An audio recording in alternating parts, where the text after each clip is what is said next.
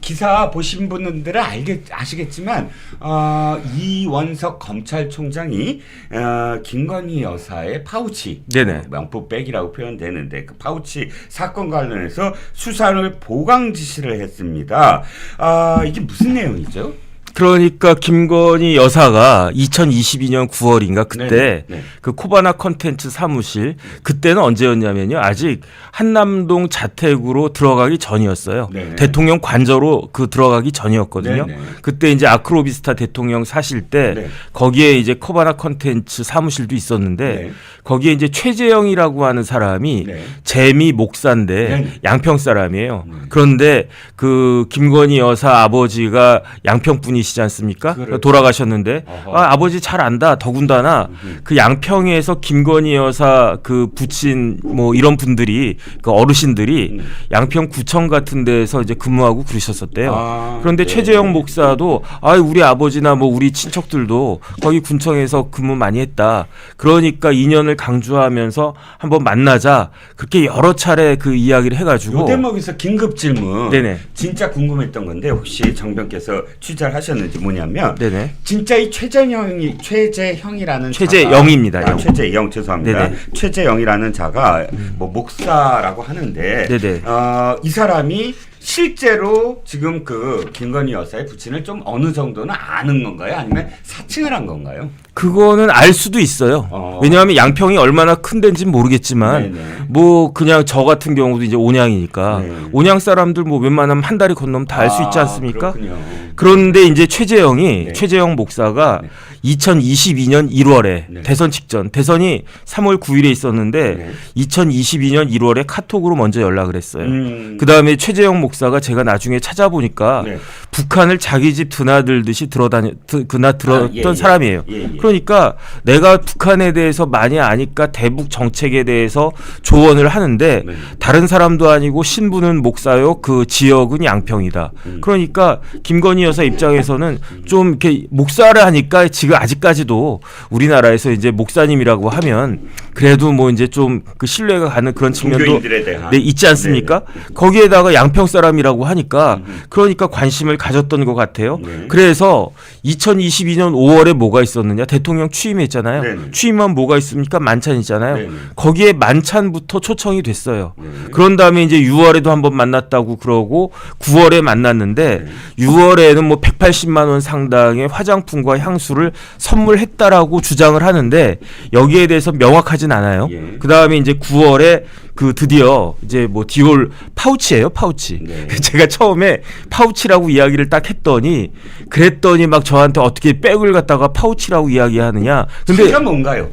백은 이렇게 예. 비싼 거예요. 큰 거. 아하. 그 다음에 파우치는 원래 이제 골프장 같은 데 가면 뭐 이런 거 들고 다니지 않습니까? 네. 그게 파우치거든요. 물건을 수납하는 네네. 그런 그 이 공간이 있는 것을 그냥 파우치라고 하고 백은 그 브랜드가 딱 있는. 그러니까 큰 백 그냥 네.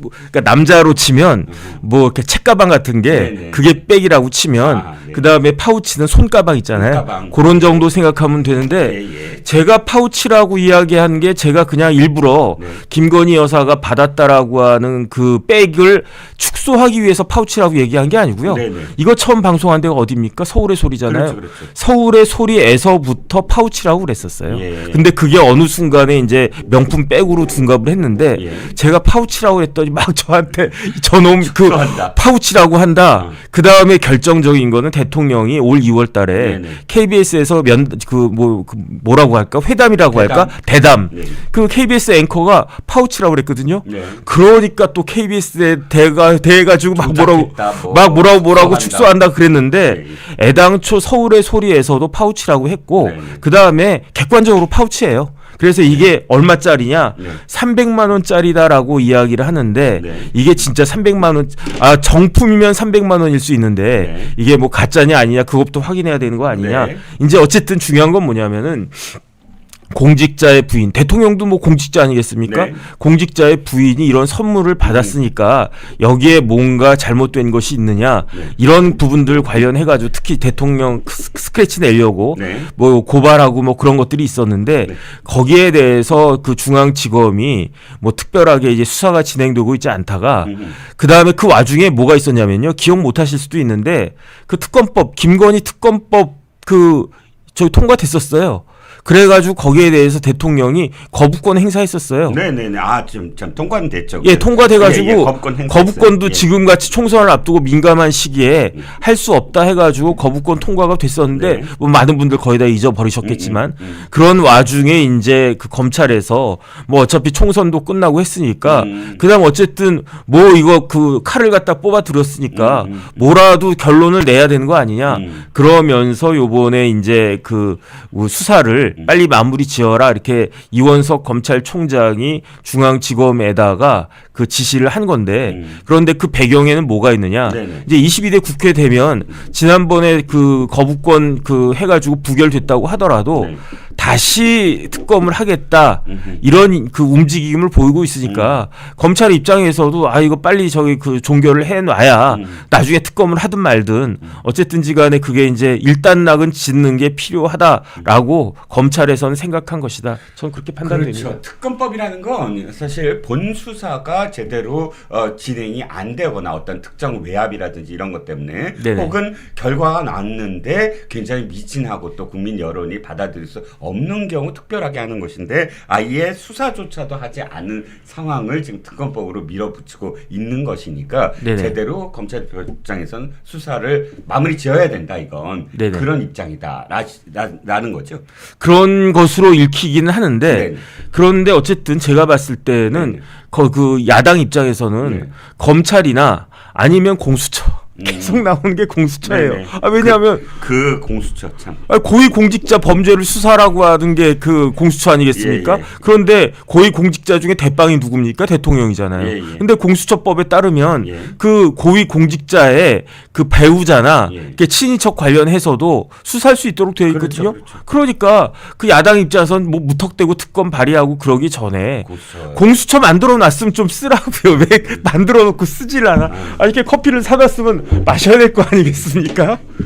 만들기만 하고 그건 만드는 이유가 그냥 그 당시에 야당이었던 그러니까 국민의힘을 괴롭히려는 어떤 목적이 뭐 충분했고요. 제가 보기에 제 개인적인 생각은요. 네네. 공수처를 왜 만들었을까? 제가 이렇게 쓰지도 않고 못하러 만들었을까? 예. 검사 그 수사 못하게 하려고. 그러니까 만약에 지금 문재인 정권 시즌 2가 돼가지고 이재명 대통령이 뭐 어쩌고저쩌고 뭐 그러고 대통령이 됐다 이재명 대표가 네네네. 그러면 검찰이 수사하려고 딱 나왔으면 가만히 있어 이거 공수처 공수처가 수사할 거야. 그 예컨대 그 뭐 김혜경 씨 법인카드 관련해 가지고 지금 검찰에서 수사를 갖다가 그 막 그 해야 되는데 대통령이 진짜 만에 하나 이재명 대통령이라고 쳐보세요. 그러면은 검찰에서 수사를 하려고 법인카드 수사 막 하려고 하는데 뭐라고 그랬겠습니까? 아니야 이거 공수처에서 하는 거야. 하고 안 하는. 왜냐하면 공수처법에 검찰에서 수사하고 있는 거 막을 수 있거든요. 그렇죠. 수사 못하게 하고 이거 우리가 할래 하면은 넘겨야 돼요. 그런 규정이 공수처법에 있는데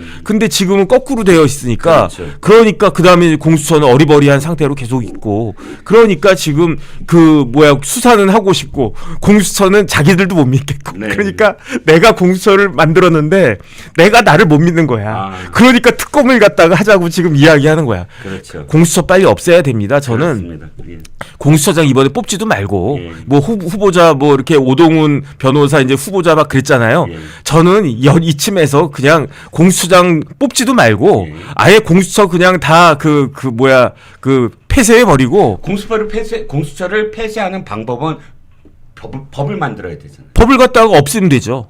법을 없애려면 다 통과가 되잖아요. 그렇죠. 법에서. 그러니까 민주당에서 빨리 민주당이 뭐라 그러냐면 스스로 공수처 무력화하다 스스로 공수처 무능력하다 이러고 있잖아요. 예. 근데 왜 세금을 갖다 거기에다 그렇게 때려 붓습니까? 그렇습니다. 차라리 공수처 할 세금으로 그냥 공수처 직원들 뭐 명퇴금으로 조금 더 주고 없애는 게 저는 그게 낫겠다. 아이고 민주당의 자기 모순이 뭐 공수처 아니겠습니까? 자 짧게 네네. 이게 그러면 수사를 하는데 네. 진짜 부정청탁금지법으로 적용 가능한 사안인가요? 제가 봤을 때는 안 돼요. 왜냐하면 네. 법의 흠결인데 네. 배우자가 이런 걸 받았을 때 그 배우자를 처벌할 수 있는 규정이 없어요. 그러니까 김건희 여사를 받은 건 김건희 여사잖아요. 예. 저는 솔직히 말씀드리면 김건희 여사가 저거 왜 받았나 싶어요. 예. 아니 그 파우치가 없나? 예. 그다음에 아무리 그래도 그렇지. 제가 봐도 뭐 그거 뭐 몇 천만 원짜리 비싼 건 모르겠는데 그렇죠. 그 디올 파우치 그게 그렇게 필요했나? 저는 그거가 어떤 생각이 드냐면 그냥 아버지 친구분이라고 하는 목사님이 이렇게 와가지고 뭐 여사님 뭐 이거 어쩌고저쩌고 하니까 그냥 얼떨결에 받은 거 아닐까라고 생각은 사실은 하는데 근데 뭐 또 그게 아니다라고 주장하는 뭐 여러 가지 그런 것들도 있어요. 근데 어쨌든 김건희 여사가 그 디올 그 파우치를 받은 거는 잘못된 거라고 저는 생각을 해요. 네. 하지만 잘못한 것하고 법적으로 형사 처벌하는 거는 완전히 차원이 다른 문제거든요. 네. 그런데 이게 처벌할 수 있는 유일한 근거는 네. 이게 뭐 뇌물이라고 할 수도 없고 뭐라고 할 수도 없기 때문에 네. 부정청탁금지법 이른바 김영란법이라고 할 수 있는 네. 부정청탁금지법인데 부정청탁금지법에 이렇게 배우자와 관련된 형사처벌 조항은 존재하지가 않거든요. 그럼 죄형법정주의상 이거는 수사할 그 대상 자체가 굉장히 애매하다. 결국은 중앙지검이 그냥 기껏 수사한 다음에 이건 무혐의다. 법의 그 죄에 해당하지 않는다. 이런 결론이 나올 가능성이 저는 굉장히 크다고 판단됩니다. 네, 알겠습니다. 자, 이제 최상병 특검법이 말도 많고 탈도 많은 그런 최상병 특검법이 이제 통과가 됐습니다. 최상병 특검법이 갖고 있는 진짜 문제는 뭔가요? 진짜 문제는요. 제가 봤을 때는 제 개인적인 생각은 네네. 이것도 공수처예요. 공수처가 문제다. 네네. 예. 왜냐하면 이런 것들은 공수처가 수사해야 될 거거든요. 그런데 왜 공수처가 수사해야 하고 공수처가 수사하고 있는 지금 이종섭 장관에 대해서 대사 나갈 때 출국 금지한 게 어디입니까? 공수처잖아요. 네네. 공수처가 출국 금지하고 그다음에 왜 이렇게 수사 못하냐 한참 두들겨 맞고 지금 수사 열심히 하고 있잖아요. 네네. 그런데 왜 지금 수사를 열심히 하려고 하고 있는 사람의 길을 갖다가 꺾고 내가 하겠다라고 하느냐.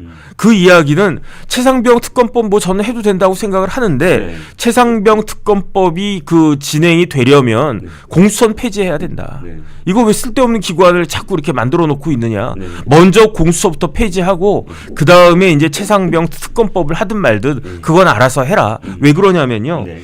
이게 그 특검법이라고 하는 게 이제 통과가 됐어요. 네. 그러면 대통령이 뭐 거부권을 행사하든 안 하든 한 15일 정도 기간이 지나야지 정식 공포가 되고 시행이 될 거예요. 네. 그러면 특검법이 시행이 되면 곧장 수사가 시작이 됩니까? 아니죠. 아니잖아요. 예. 특검법이 시행되면 뭐가 필요합니까? 사무실이 필요하죠. 사람이 필요하죠. 먼저 누굴 뽑아야 됩니까? 저 수사할 수 있는 검사들을 다 또 오게 만들어야 되고요. 먼저 특검을 뽑아야 되잖아요. 예. 먼저 특검을 뽑아야 되는데 특검을 누가 임명합니까? 대통령이 임명하거든요. 그렇죠. 대통령이 그 특검법 이제 시행됐어. 오늘이 며칠이야? 5월 4일이야. 그러면 다음 주에 내가 특검 임명해야지. 정혁진 변호사 특검 한번 임명하자. 해가지고 딱 임명하면 다음 주부터 정혁진 그 특검이 수사 시작합니까? 아니죠. 아니잖아요. 수사할 인력들 다 뽑고 사무실 찾아야죠. 특검을 어떻게 뽑냐면요. 예. 변협에서 4명을 추천하도록 돼 네. 있어요. 그다음에 그 4명 중에 2명을 그 대통령이 소속되지 않은 정당에서 추천하도록 돼 있어요. 그러니까 대통령이 소속되지 않은 정당 중에 교섭단체 어디입니까? 민주당이에요. 그냥 민주당이 저기 추천한 놈을 갖다가 놈 아니고 사람을 민주당이 추천하는 분을 예. 민주당이 추천하는 변호사를 특검으로 임명해라. 이거를 갖다가 그렇게 하면 너무 노골적으로 보이니까 대통령이 소속되거나 소속되지 않았던 교섭단체에서 추천하는 변호사를 특검 뭐 이런 식으로 말 삥삥삥 돌렸는데 결국은 민주당에서 추천하는 사람을 특검으로 하라는 거예요. 그러면 그 추천하기까지 시간이 많이 걸려요. 왜 많이 걸리느냐? 법이 시행됐죠. 그러면은 그 민주당에서 변협에다가 의뢰하죠. 변협에서 또 이게 며칠 길이 걸릴지 모르지만 어떤 변호사가 좋을까? 판사 출신이 좋을까? 검사 출신이 좋을까? 아니면 공수처장 출신의 김진욱이 날까? 뭐 이런 식으로 막 고민한 다음에 그게 며칠이 걸릴지 몰라요. 그렇죠. 그런 다음에 이제 민주당에다가 추천하면 또 민주당이 그 추천 받은 사람을 또 누구한테 추천합니까? 그 대통령한테 추천하는 거예요. 그럼 대통령이 2명이 올라갔는데 2명을 그 자리에서 뭐 저 낙점을 합니까? 아니죠. 대통령도 또 며칠 동안 생각하고 그리고 난 다음에 특검을 갖다 딱 뽑아놓으면 특검이 혼자서 수사합니까? 그렇죠. 아니잖아요. 특검 밑에 뭐가 필요하느냐? 특검보가 필요하다고요. 네. 그럼 특검보를 갖다 또 어떻게 임명하느냐, 또 추천받고 어쩌고저쩌고 하면서 특검보 해야 되고, 그 다음에 또 그 밑에 있는 일반 뭐 검사들 파견받아야 되고, 뭐 사무실도 얻어야 되고, 이렇게 수사 준비하는데도 한 20일 걸린다고 나와 있고요. 그리고 난 다음에 제 생각에 한 두 달 정도 지나서야, 지금으로부터 최소한 두 달은 지나서야 특검이라고 하는 사람이 그때부터 이제 기록받아가지고 그 수사를 갖다 시작할 텐데, 그 수사가 빠릅니까? 지금 하고 있는 공수처 수사가 빠릅니까? 그 정도면 1, 2개월이면 어느 정도는 뭐 공수처가 발표할 수 있을 정도, 중간 발표할 수 있을 정도는 나오지 않을까요? 그러니까 제가 봤을 때 지금 공수처장도 없지만 공수처에 담당하고 있는 부장 검사는 수사 빨리 진행해가지고 네. 이렇게, 왜냐하면 공수처 입장에서 이건 망신이거든요. 네. 이건 진짜로 뭐 내가 공수처장도 아니고 차장도 아니니까 괜찮다 네. 이렇게 생각하면 모르겠는데, 네. 공수처에서 국가의 녹을 먹고 있는 그 부장 검사 입장에서는 네. 빨리 수사해가지고 일정한 결과물을 빨리 내놓으라고요. 네. 그러면 거기에 대해서 뭐가 잘못됐는지 그게 문제가 되지 않겠습니까? 그렇죠. 맞습니다. 그런데 한 가지만 더 여쭤보면 이겁니다. 실제로 대통령까지 수사할 수 있는 건가요? 지금 법을 봤더니 대통령실, 국방부 이렇게 수사 대상이 돼 있거든요. 실제로는 못할 거예요. 예. 왜냐하면 우리나라 헌법에 네. 대통령은 이게 그 특검법이니까 형사법이거든요. 네. 그 뭐 민사소송 이게 아니고 네. 형사 수사이고 나중에 형사 재판까지 가는 건데, 네. 우리나라에서 대통령은 아무리 범죄를 저질렀다고 하더라도 네. 뭐 내란죄 뭐 이런 아주 그냥 무시무시한 죄가 아닌 이상은 네. 형사 소추가 되지 않도록 돼 있어요. 네. 그러니까 그야말로 대통령 망신주기인 거고, 그 다음에 이게 특검법이 버전이 두 개가 있어요. 네. 하나가 뭐냐면은 네. 제가 이걸 갖다가 찾아놨었는데, 특검법이 그러니까 야당에서 만든 게 두 종류다 이 말씀이십니까? 이건데 네. 이게 뭐냐면은 네. 제가 그냥 읽어드릴게요. 순직 해병 사망 사건 수사 외압 의혹, 이종섭 전 국방부 장관의 도피성 출국 과정 위법 행위 진상 규명을 위한 특별검사 임명 등에 관한 법률안. 박주민 대표 발의. 아 그렇군요. 최근 거군요. 2024년 3월 12일. 네. 저는 이게 통과된 줄 알았는데 네. 이 특검법의 수사 대상은 그 억울하게 그 순직한, 뭐 억울하다기보다 어쨌든 우리나라를 위해서 진짜로 안타깝게 순직한 최상병과 관련된 그 사망 사건과 관련된 수사가 대상이 아니에요, 여기에는. 아 그런가요? 여기엔 뭐만 대상이냐면 너무 노골적으로 딱 나와 있는데, 네. 이거 국방부 장관 도망갔다. 그 도망간 불법 행위가 수사 대상이다. 그 다음에 그것과 관련한 국방부 장관 도망간 것과 관련한 대통령실, 외교부, 법무부, 뭐 공수처 내 은폐 이런 불법 행위를 그것만 가리는 게 이 특검법의 내용이어가지고 제가 이거는 주객이 전도됐다. 네네. 지금 뭐가 안타까운 거냐? 네. 이종섭 대사가 도망갔다라고 주장하는 게 안타까운 거냐? 아니면은 최상병 그렇게 자들을 어떻게 경찰에 송치하느냐, 그걸 외압을 해서 송치 못하게 했느냐, 그게 지금 문제냐라는 거죠. 아니요, 제일 문제는 뭐냐면 네. 우리나라 해병이 최상병이 원래 일병이에요. 네. 1계급 추서돼가지고 최상병이 됐단 말이에요. 네. 그러니까 우리나라 젊은이가 해병으로 갔는데 이런 식으로 안타깝게 사망한 그런 순직한 이러한 사실이 어떻게 발생했으며 네. 앞으로 이런 일이 절대로 다시 재발하지 않도록 어떻게 해야 될 것이며, 이게 포인트 아니겠습니까? 네, 네, 네. 근데 제가 이야기 들어보니까 그 최상병 연결식 이럴 때 민주당 사람들 거의 안 왔대요. 그러다가 지금 이제 그 대통령실에서 이첩과 관련해서 이런저런 이야기가 나오니까 옳다, 잘 됐구나. 그거 관련해가지고 대통령실, 국방부 이런데 한번 망신 당해봐라.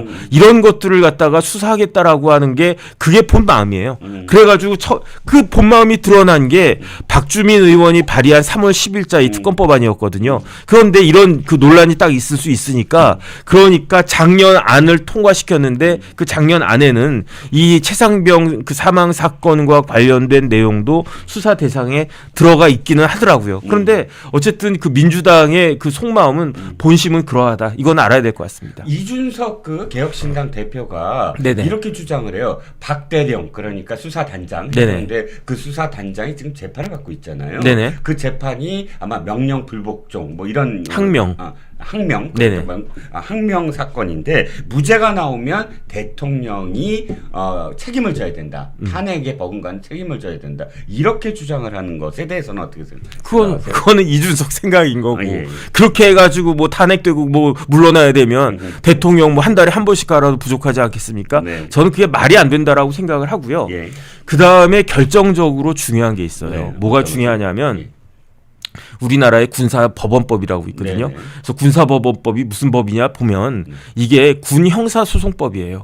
그런데 지난 정권에서 뭐 이제 성추행 사건도 국내에서 성추행 사건도 있고 막 그러지 않았습니까? 네. 그러니까 군사법원법을 문재인 대통령 때 개정해 버렸어요. 네. 왜 개정을 해 버렸느냐? 네. 아 이거 군에서만 맡겨놨더니 군 검찰 뭐 군 수사기관 그러니까 군 헌병 옛날로 치면 예. 뭐 군사 경찰 이런 데에서 뭐 제대로 수사를 못 하더라. 사는 안으로 굽더라. 그러니까 특히 이제 군에서 발생되는 많은 범죄들 중에서 두 개. 네. 하나는 성범죄, 하나는 사망 사건. 이 두 가지 범죄는 군에다가 못 맡기겠다. 은폐의 의혹이 있다. 그럴 수도 있으니까 예, 예. 군에서는 이거 수사하지 말아라. 수사권 박탈했어요. 네. 수사권 박탈해서 어디에서 이걸 수사를 갖다가 해야 되느냐? 일반 경찰, 그 다음에 검찰, 그 다음에 군사 법원이 아닌 민간 법원에서 군인 아무리 군인이라고 하더라도 사망 사건과 성추행 성범죄 사건은 민간에서 이제 하도록. 그게 개정된 게 얼마 안 돼요. 네. 그 다음에 제 기억으로는 이렇게 군사법원법을 개정하자고 발의했던 사람이 박주민이라고요. 그런데 그렇기 때문에 지금 그 최상병 그 안타까운 순직 사건 있지 않았습니까? 순직이니까 사망 사건이라고요. 그러니까 이것과 관련된 수사를 누가 하느냐? 해병대 그 군사 경찰 옛날로 치면 해병대 헌병에서 할 수 있는 게 아니고 네. 그 다음에 해병대 그 검찰에서 할 수 있는 게 아니고 네. 군 검찰에서 할 수 있는 게 아니에요. 네. 그러니까 지금 최상병 관련된 이 수사를 어디서 하고 있습니까? 경북 그 지방 경찰청에서 하고 있잖아요. 네. 그게 경북청에서 하는 거예요. 그런데 지금 뭘 문제를 삼고 있냐면은 이렇게 당연히 그러니까 그 해병대에서 초동 수사 뭐 이렇게 사실관계 같은 거 이런 거 그냥 대충 이렇게 정리를 갖다 한 다음에 네. 이거를 경북 경찰청에 넘겨야 된단 말이죠. 이첩을 해야 돼. 이첩을 갖다가 해야 된단 말이죠. 네네. 그래가지고 이첩을 한다라고 했는데 그거를 조금 있다가 이첩을 해 이런 식으로 국방부나 아니면 그 윗선에서 그 이야기가 들어왔기 때문에 그게 그 직권남용이다. 이게 범죄 혐의다. 이런 이야기인데 저는 이게 가능한가? 저는 그런 생각이 드는 게 그 중요한 건 뭐냐면요. 경북 경찰청에서 경상북도 경찰청에서 그 경북 지방 경찰청에서 그 해병대에서 이 사건을 이첩을 했건 안 했건 경북 경찰청에서 알아서 수사하면 되는 거예요. 네. 그 다음에 경북 예컨대 이제 그 가장 핵심적인 게 뭐냐면은 해병대 1사단장 아니겠습니까? 네네. 해병대 1그러니까 쉽게 말하면은 최상병이 순직하게 된 것과 관련된 형사 책임은 누가 져야 되느냐? 그 위에 있는 뭐 이렇게 뭐 부사관들도 있을 거고 대대장도 있을 거고 뭐 연대장도 있을 거고 사단장도 있을 거고 뭐 있지 않겠습니까? 네. 혐의는 업무상 과실치사. 뭐 이건 살인은 아니니까 네. 업무상 과실치사의 혐의를 누구까지 이게 부담해야 되느냐? 네. 여기에 대한 그 형사 책임을 누구까지 부담해야 되느냐? 이게 문제가 되는 네. 건데 핵심은 뭐냐면 사단장이에요. 네. 그래서 뭐 대통령이 뭐 사단장까지 책임지면 어떡하냐 이렇게 말씀 뭐 하셨다는 이야기가 뭐 돌고 있고 뭐 그렇지 않습니까? 근데 중요한 거는 그 박정훈 그 대령이 수사단장이 사단장도 업무상 과실치사 그 뭐 수사 대상에 들어가야 된다라고 하면서 그런 내용으로 이첩을 했다는 거거든요. 네. 의미가 없어요. 네. 그건 뭐랑 똑같냐면은 검찰에서 구형을 할 때 저 사람 그 이화영 부지사에 대해서 그 구형할 때 네. 징역 15년 때려 주십시오 이렇게 구형했단 말이에요. 네. 법원에서 거기에 기속되지가 않아요. 네. 그거는 검찰 네 생각일 뿐이고 네. 내가 봤을 땐 그거 아니야. 내가 봤을 때 이화영은 30년 받아야 돼. 그럼 30년 때리면 되는 거고. 무슨 15년이나 되냐? 한 10년이면 됐지. 10년 때리면 되는 거고.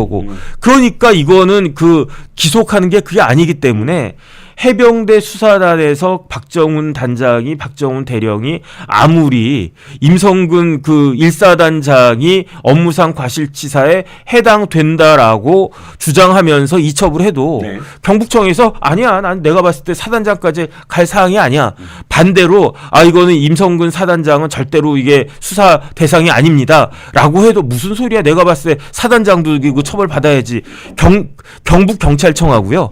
그 다음에 검찰하고 여기에서 판단해가지고 기소할 문제고, 그 다음에 이 부분에 대해서 그 경북에서 할 테니까 뭐 대구지방법원에서 그 판결할 문제이지, 해병대 수사단장이 이야기하는 건 제가 봤을 때 의미가 없거든요. 그러니까 큰 의미가 없거든요. 그런데 이걸 가지고 이렇게 그 침소봉대를 갖다가 해야 되나? 저는 그러니까 참 희한하다고 생각하는 게, 이런 일 가지고 나라가 이렇게 시끌벅적하고 이런 걸 가지고 뭐 특검해야 된다라고 하는 것 자체가, 야당도 야당이고 저는 진짜 그 여당도 답답하다. 이런 문제를 갖다 이렇게 해결하나? 저는 그런 생각이 듭니다. 그렇습니다.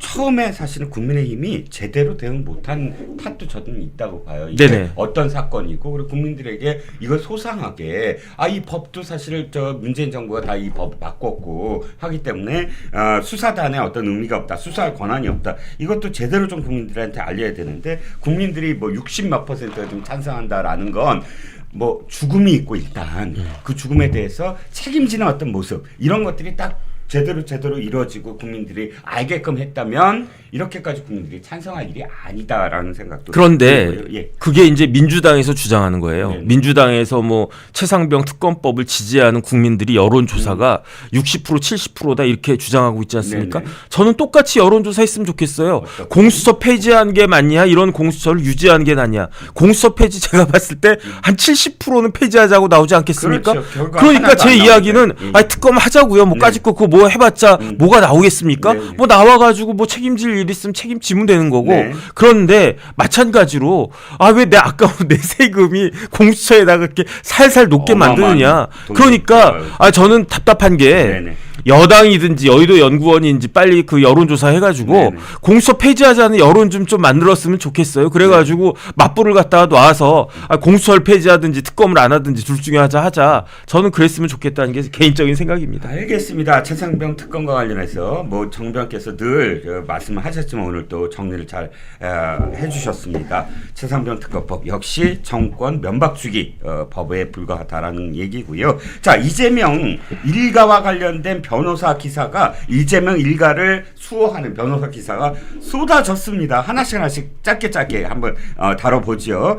김혜경 재판에 나온, 그러니까 김혜경 씨 법카 문제와 관련돼서 공직선거법 위반 혐의인 것 같은데, 조명현 씨에 대해서 김식집 변호사 측이 어저께 봤더니 정치 성향을 문제를 삼았더라고요. 그러니까 왜 비례대표, 국민의힘 비례대표에도 지금 신청을 했고, 또 좀 국회의원회관에서 네네. 그러니까 정론관이라고 안 하고 요즘 뭐 소통관인가요? 어쨌든 거기서 지금 기자회견도 하고, 이게 정치적인 성향 때문에 지금 이런 지금 의문을 제기한 거다라고 이야기하고 있는데, 어떻게 생각하세요? 그거는 조명현 씨가 네. 아주 그냥 보수적인 사람이란 말이에요. 예컨대. 네. 그래가지고 내가 이재명 한번 때려잡기 위해서 네. 한번 그 이재명 거기 사모님 팀으로 그 접근을 하자. 네. 그래가지고 배소연한테 나 좀 뽑아주세요 해가지고 들어간 다음에, 들어가자마자 이걸 갖다가 그 녹음을 갖다가 시작해가지고 이런 일을 만들었다. 이런 이야기 아니겠습니까? 예. 그런데 그 정반대 아닐까요? 그렇죠. 조명현 씨가 성남문화재단에서 성남 무슨 문화재단인가 무슨 성남아트센터인가? 아트센터. 성남아트센터에서 근무하고 있었어요. 네네. 처음에는. 네. 그런데 이재명 당시 그 후보가 시장이 됐어요. 이재명 변호사가 시장이 됐어요. 그런데 성남시 관련된 일들이, 행사가 성남아트센터에서 굉장히 많이 있었대요. 네네. 그런데 그렇기 때문에 성남아트센터 직원이 해야 할 일이 되게 많았대요. 네네. 그런데 조명현 씨가 저도 몇 번 만나봤지만 생기기도 잘생기고 일 싹싹하게 잘하거든요. 그러니까 누구야 그 배소연 씨. 배소연이 그 조명현을 눈여겨 봤다가 이런 애 내가 뽑아가지고 같이 일을 해야 되겠다. 그 다음에 이게 어떻게 되냐면요. 그 이재명 대표가 대통령 후보일 때 뭐가 있었습니까? 배우자실이 있었어요. 네네. 어마어마하게 큰 배우자실이 네네. 있었어요. 현직 국회의원이 그 뭐야 실장이고 그렇죠. 부실장 중에 하나가 이번에 국회의원 됐고 네네. 그 다음에 이제 뭐 그 밑에 뭐 몇 명이 될지 어마어마하게 큰 배우자실이 있었고 이건 대통령 후보일 때 경기도지사일 땐 뭐가 있었느냐? 네. 사모님 팀이 있었어요. 네네. 그 다음에 성남 비공식적으로. 그렇죠. 그 다음에 성남시장일 땐 누가 있었느냐? 그때는 사모님 팀이 그때도 있었는데 성남시장일 때 사모님 팀은 배소연 혼자였고요. 네네. 경기도지사일 때 사모님 팀은 배소연 플러스 원이었는데 네. 그게 이제 나중에 조명현 씨가 발탁된 거예요. 네네. 왜냐하면 조명현 전임자가 있었거든요. 네네. 그런데 조명현 전임자도 나갔어요. 네. 왜 나갔는지 모르겠지만 네. 아주 그냥 갑질에 그 해서 예, 나갔겠지. 그러니까 조명현 씨 입장에서는 제 생각에는 배소연 씨가 저기 명현 씨 저기 우리 그 경기도에서 7급 주무관으로 일해볼 생각 없어? 네. 얼마나 기뻤겠습니까? 그렇죠. 그 다음에 어디서 근무하는데요? 저기 그 지사실에서 경기도 지사실에서 근무할 거야. 그럼 내가 경기도 지사 비서실에서 근무하나? 그래가지고 그런 줄 알고 딱 갔는데 알고 봤더니 이거 우리는 사모님 팀이야. 이렇게 되는 거예요. 네네. 그 다음에 이제 그 분위기가 싸한 거예요. 왜냐하면은 그 비서실에 총무과에 사람들이 많은데 거의 뭐 투명인간 취급받는 거예요. 예, 예. 그냥 얘는 그냥 월급 받고 그냥 저 일만 한 사람. 예. 그런 와중에 들어간 지 얼마 되지 않아 가지고 이게 뭐지 내가 그 성남 아트센터 버리고 여길 내가 왜 왔지? 나는 누구 여긴 어디? 이러고 있는데 그 배소연이 조명희 씨가 나이가 많아요. 네. 40대 중반이 넘어갔어요. 그런데 배소연이 뭐 자기랑 나이 차이가 얼마 나지도 않고 배소연 씨 나이랑 비슷한가 그런데 막 온갖 뭐 별별 뭐 쌍욕하고 그 다음에 심지어 뭐 제가 그 수기 읽어봤더니 네네. 차 안에서 뭐 담배도 피고 뭐 온갖 갑질을 다 하는 거예요. 네. 그러니까 어쩔 수 없이 그 뭐라 그럴까 처음에는 제가 조명현 씨 같았으면은 이재명 지사 그 비서실에서 총무과에서 조금만 이게 대접받고 그랬으면 지금 누구보다도 충성을 다하지 않았을까요? 그렇죠. 그런데 거기서 배소연 같은 사람한테 인간적인 모멸감 당하고 더군다나 내가 사모님 팀인데 사모님 얼굴 제대로 보지도 못했어요. 왜냐하면 사모님 앞에 눈에 띄려고 하면은 배소연이 입에 개거품 물고 별 난리를 갖다 다치는 네. 거예요. 그런 상황에서 나를 지키기 위해서는 핸드폰으로 녹취라도 해야 되겠다는 생각을 저 같아도 했을 것 같거든요. 그런데 그걸 갖다가 지금에 와가지고 이재명 대표와 김혜경 씨의 변호사라고 한 사람이 애당초 처음부터 뭐 그런 생각이 아니었느냐. 저는 그렇게 생각하는 것 자체가 도대체 이해가 되지가 않고요. 어떻게 저런 생각을 하나. 참 소설을 갖다가 너무너무 잘 쓰네. 저는 그런 생각이 듭니다. 원래 변호사들이 그런 식으로 변호를 하나요? 아니요. 저런 식으로는 안 합니다. 예. 금도라는 게 있거든요. 금도라는 게 있고 할 말이 있고 하지 말아야 될 말이 있고 그다음에 지금은 이제 변호사님들이 많아져서 그런데 옛날에는요 변호사들끼리 막 혼났어요. 네. 예를 들어서 제가 그 선배 변호사님한테 예. 막 이렇게 감정 그 재판이라고 하는 게 싸우는 거잖아요. 예. 그러면 막 그렇게 뭐 욱하고 예. 막 그래가지고 뭐 그렇게 좀 무례한 행동을 예. 갖다가 한다. 그러면은 상대방 변호사 선배한테도 자네 왜 어떻게 변호사 이럴 수 있나 이렇게 이야기하기도 하지만 우리 사무실에 선배 변호사가 불러가지고 이렇게 하면 되냐? 그 아무리 그래도 그렇지 그 선을 갖다 넘으면 되냐? 이런 이야기들 많이 듣고 그랬었는데 근데 이제는 뭐 이제 변호사들도 그럴 때가 지나간 것 같긴 해요. 자, 오늘 바로 그겁니다. 선을 넘어버린 변호사들인데 또 한 사람 있습니다. 네네. 김용 재판이 지금 항소심이잖아요. 하고 있습니다. 그런데 김용 변호사가 바로 유동규 씨가 가짜 변호사다. 나를 위해서가 아니라 나한테 정보를 캐가는 변호사다라고 지목한 사람을 증인으로 불렀어요. 네네. 불러갖고 지금 대답을 이거 유동규의 진술이 사실 아니에요. 가짜 아니거든요. 제가 접견하러 간 적 있지만 회의한 적 없어요. 이렇게 했습니다. 그런데 그 다음 얘기가 재밌어요. 검찰이 근데 당신은 2022년도에 왜 김의겸 의원하고 통화했니? 했더니 한다는 말이 의뢰인과의 비밀이라서 답을 못하겠다라고 했다가 의뢰인인 유동규 씨가 내가 의뢰인이니까 내가 묻는다 왜 답을 안 하니 했더니 재판장이 이건 당사자이므로 변호사는 답변할 의무가 있다. 그렇죠. 라고 얘기했는데 거기에 또 말을 바꿉니다. 네네. 국회와의 관련된 일이니까 말을 못하겠다. 이게 지금 변호사라는 사람이 법정에서 말을 바꿨다고 저는 생각을 하거든요. 네네. 아까 의뢰인 얘기고 지금은 뭐 국회 얘기고. 자, 첫 번째 질문.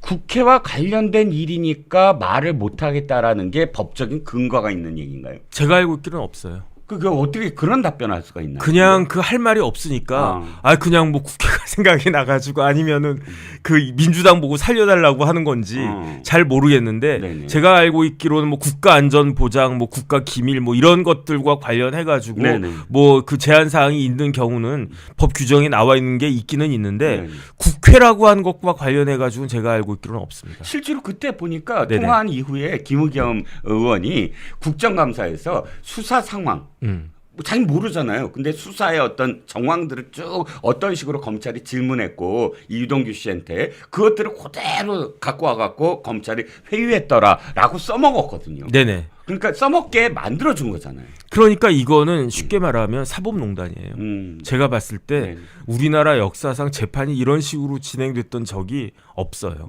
제가 봤을 때는 없습니다. 네. 그러니까 오죽했으면 이런 일들이 그 다음에 꼭 김용 재판뿐만이 아니고 예. 이재명 대표 재판에도 그랬고 예. 이화영 재판은 뭐 그 한도를 갖다가 아주 선을 넘어도 한참 넘었고 그것도 마찬가지잖아요. 이화영 재판에서 네네. 현근택 변호사가 네. 재판 과정에서 증언을 통째로 녹취록을 가져다가 이재명한테 줘갖고 이재명이 녹취록을 아예 또 SNS에 게시했다가 삭제하는 사건도 있었죠. 그래가지고 현근택 변호사는요 징계 받을 거예요. 예. 왜 징계를 받냐면 예. 이제 변호사법이 있거든요. 네. 변호사법에 97조 2라고 하는 게 신설이 됐어요. 네. 이게 어떻게 되냐면은 예. 검사장이 예. 그러니까 검찰이 범죄 수사를 하는 도중에 네. 변호사가 어떤 이상한 희한한 행동을 갖다가 했다. 네. 그런 경우에는 이게 징계는 변협 회장이 하는 거거든요. 네. 그런데 검사가 검찰청에서 수사하다가 변호사의 아주 이상한 위법 행위를 발견했다. 네. 그러면 변협 회장한테 그 변호사에 대한 징계 개시를 신청해 달라고 요구할 수 있다가 아니고 요구하여야 한다라고 되어 있거든요. 네. 그런데 수원지검의 검사장이 네. 이화영 관련된 수사를 갖다가 진행하다 보니까 네. 이화영 관련된 그 쌍방울의 관계자의 증인신문 조서 이런 것들은 네. 당사자들만 갖고 있어야지 이게 외부에 노출되면 안 되는 거거든요. 네. 왜냐하면 개인적인 명예도 있을 수 있는 거 아니겠습니까? 그렇죠. 그러니까 이게 당사자들은 뭐 재판하기 위해서 어쩔 수 없이 이거 할 수 있는 건데 네. 이거를 외부에다가 오픈하면 예컨대 제가 형사 재판 받는데 네. 뭐 부끄러운 일이 있는데 이건 알려지면 안 되는데 네. 근데 제 변호사라고 한 사람이 이거 그 기록 받아가지고 동네방네 다 떠들고 다녀 있을 수가 없는 일이잖아요. 그렇죠. 예. 그런 것과 똑같은 일을 현근택 변호사가 한 것이기 때문에 네. 수원지검 검사장이 변호사법 97조 2에 따라 가지고 변협 회장한테 징계 개시 신청을 할 수밖에 없었고요. 그래서 지금 변협에서 조사위원회 구성돼 가지고 아마 저희 징계가 진행이 될 겁니다. 네. 그런데 징계를 넘어서서 이게 잘못하면 형사 사건으로 비화가 될 수 있을 수도 있거든요. 그런데 현근택 변호사가 왜 이렇게 변호사로서 무리하게 하면 안 되는 일을 현근택 변호사가 변호사 몇 년 차인데 이런 일을 하면 안 된다라고 하는 걸 몰랐겠습니까? 그럼에도 불구하고 왜 했는가? 결국은 이렇게 해가지고 누구한테 잘 보인다? 이재명이. 그러면 뭘 받는다? 공천이 나온다. 공천 받을 뻔했잖아요. 예. 진짜로 여기까지 받았는데 똑 떨어뜨렸잖아요. 예, 예. 참 현근택 입장에서는 안타깝겠다. 저는 네. 그 생각은 드는데 네. 어쨌든 본인이 한 행위에 대한 책임은 부담할 수밖에 없을 것이다. 그렇게 생각됩니다. 그걸 이재명이라는 사람도 변호사잖아요. 네네. 우리가 자꾸 잊어먹고 있지만 변호사인데 변호사가 다른 재판에서 한 것을 달라고 해서 SNS에 그 녹취를 게시하면 이게 어떻게 법적으로 문제가 있다는 거를 모를까요? 근데 예. 이재명 대표는 변호사이기 이전에 지금 피고인이에요. 아. 변호사가 급합니까? 변호사로서 품위를 지키고 변호사로서 거기에 합당한 그런 행동을 하는 게 급하겠습니까? 아니면은 피고인으로서 어떻게든 나 저기 도망가야 되고 그렇죠. 나 무죄 받아야 되고 재판 질질 끌어야 되고 그냥 그 정도는 제가 이해는 됩니다. 자, 금도를 넘어서는 변호사들 네네. 옛날에 정말 이런 변호사들이 많았나요? 별로 없었어요. 아, 지금 지금의 어떤 상황인가요? 이게 다? 지금의 그런 상황이 됐고 그 다음에 여기에 대해서는 제가 봤을 때 법원의 책임도 커요. 판사가 권위가 땅에 떨어졌어요. 아. 그러니까 이런 거랑 똑같아요. 너 우리 집에 들어오면 가만히 안 놔둔다. 탑 넘어 들어와요. 너 현관 안으로 들어오면 가만히 안 둬. 현관 들어가요. 그 다음에 이거 우리 집에 이렇게 보물단지인데 너 이거 손만 대도 가만히 안 둬? 그러면은 근데 이걸 가지고 가. 그래 가지고 가가지고 대문을 열고 그냥 유유 나가버려. 그러면 등 뒤에다 대고 너 우리 집에 또 들어오면 내가 가만히 안 둬? 이렇게 하는 거랑 판사들이 하는 여러 재판과 판결이 굉장히 유사한 거 아닌가 저는 그런 생각이 들어가지고 금도를 넣은 변호사가 아니라 사실 그 금도를 제대로 긋지 않은 재판부도 문제다. 예컨대 예. 이재명 대표의 원칙대로 네. 구속영장이 발부가 됐으면 네. 그러면은 국회의원들이 그 법원을 이렇게 우습게 생각할까요? 현근택 변호사 같은 사람들이 그렇죠. 예, 이런 예. 거 이렇게 막 누설하고 그럴 수 있었을까요? 그렇죠. 조국 대표 같은 사람 1심에서 2심도 아니고 1심에서 법정 구속 징역 2년 딱 때리면서 네. 법정 구속 딱 했으면 네. 그러면 조국 대표가 지금 저렇게 나와가지고 진짜 말도 안 되는 그런 이야기를 할 수가 있을까요? 네, 네. 저는 이런 결국은 모든 사람이 하늘은 스스로 돕는 자를 돕는다고 하지 않았습니까? 네, 네. 하늘은 스스로를 이렇게 그렇게 하는 사람에 대해서 그렇게 평가를 해주고 하늘뿐만 아니라 모든 사람이 제3자들도 내가 어떻게 처시냐에 따라서 나를 이렇게 높게도 대우해주고 우습게도 보고 그런 거 아닌가 싶습니다. 네, 영님 그리고 붉은 노을님 판사들 스스로 격을 높여라. 판사들 아니고 이제는 판세들이다라고 지금 정변이 하신 말씀에 대해서 격하게 또 공감을 해주셨습니다. 자, 남은 시간 이제 한 15분 정도인데 두 가지를 한번 또 계속 이야기해 볼까요? 이번엔 제가 여쭤볼게요. 아, 네네. 왜냐하면 이거는 여자 문제라서. 아, 그렇죠, 그렇죠. 제가 봤을 여성 문제 때 단단이다 제가. 네네. 아니 지금 뭐 관종이 있다면서요. 아, 그것도 네네. 한 명도 아니고 두 명이나. 그렇죠. 지금 우리 시대가 낳은 관종 집안이 있습니다. 관종이란 말이 조금 불편하게 들리실 수도 있지만 그러나 하는 행태가 딱 그 표현밖에는 할 네네. 수가 없었어요. 바로 조국 일가입니다. 조국 일가는 정말 대단하지요. 아빠는 뭐 출판 기념회에서 돈 벌어. 그다음에 그것도 국회의원 나가 당선도 돼. 매일같이 머리 이렇게 쓸어 넘기면서 텔레비전에 나와. 엄마는 엄마대로 영치금으로 돈 벌어. 딸은 이 딸 문제입니다. 조민 씨. 저 같으면 좀 부끄러울 거예요. 왜냐하면 공부를 제대로 해서 의사 자격증 딴 것이 아니라 온갖 편법 그리고 불법으로 거기 그 의사 자격증을 땄다가 지금 모든 게 다 말소가 됐잖아요. 그러면 부끄러워서라도 자숙을 할 텐데 그게 그런데 아니라, 예. 국민은 부끄러움을 몰라요. 국민은 네. 예. 조국, 조민, 조자 빼면 국하고 민이잖아요. 아, 이런 죄송합니다. 잠깐 또 아재 개그 하셨습니다. 지금 스텝도 웃고 있는 그런 아재 개그를 또 해주셨네요. 우리 스텝분들이 잘 안 웃어요. 아, 진짜? 네, 바로 이 반응이 나왔습니다. 잘못했어요. 그렇다고 자주하지 마십시오. 네네. 예, 예.